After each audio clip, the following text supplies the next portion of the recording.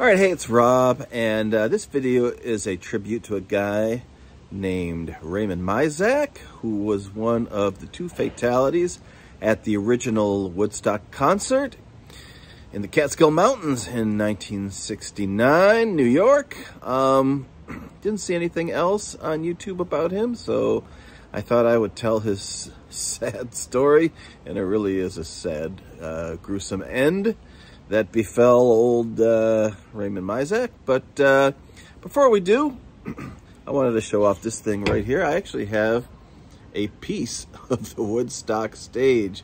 There you go. This little piece of plywood right here is from the actual Woodstock Festival held at Yasgur's farm, Max Yasgur, August, I can't read it backwards, 15th to the 18th. 1969. So if you want your own piece of stage, I think they're still selling them.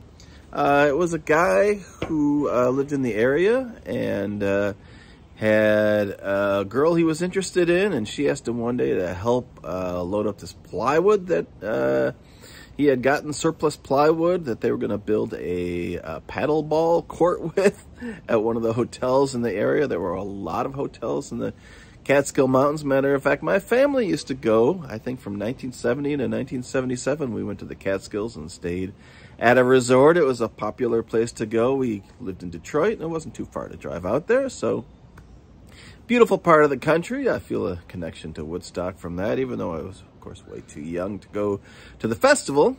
Anyway, so this guy remembered that he had grabbed all this surplus plywood, which was actually the Woodstock stage, which had been bought by the father of this girl he was interested in.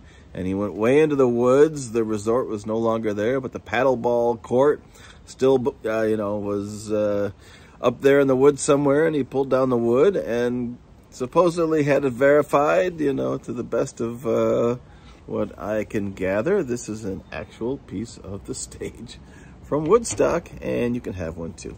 Anyway, so Woodstock, of course, you know, everyone romanticizes it and all the great performances and hippies and sunshine and rainbows and mud and skinny dipping and all that stuff. But even though there was no violence at the festival, and I think that's really what it's known for, the fact that everyone got along, there was no crime, no violence. Everybody was on their best behavior. There were, unfortunately, along with, I think, a couple births, although they really haven't been verified, but most people say at least one baby was born during Woodstock. But during that time, there were also 2 deaths.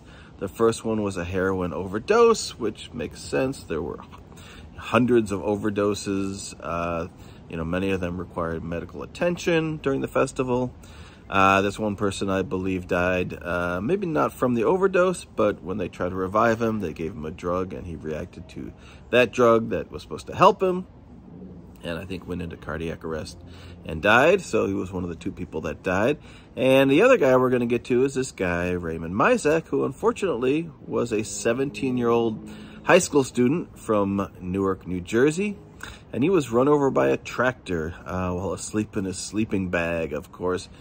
People watched the shows and then camped out and just crashed wherever they happened to be. 17 years old. I'm not sure if he had graduated high school or was going into his senior year, again from Newark, New Jersey. And that's a photo of Ray Mizsak. He's right there on the top left. This is one of his high school class photos, I believe. The police report said that the authorities responded around 9 a.m. on Saturday, August 16th, I believe, the second day of the festival. And one of the tractor drivers said they went down this route a couple times, you know, making sure it was safe, trying to clear out all the garbage and the people so that they could, I guess, plow the land or clear out whatever debris or whatever. And unfortunately, they heard a person yelling, and the tractor driver said he saw the victim and yelled to get a doctor and call an ambulance. And the tractor, unfortunately, either slid in the mud or just ran straight over this guy named Raymond Mizsak. So this video is a tribute to him, because I didn't see another one, like I said, anywhere on YouTube. And it was, of course, a very sad way to go. And they estimate maybe 650,000 people over that weekend went to Woodstock.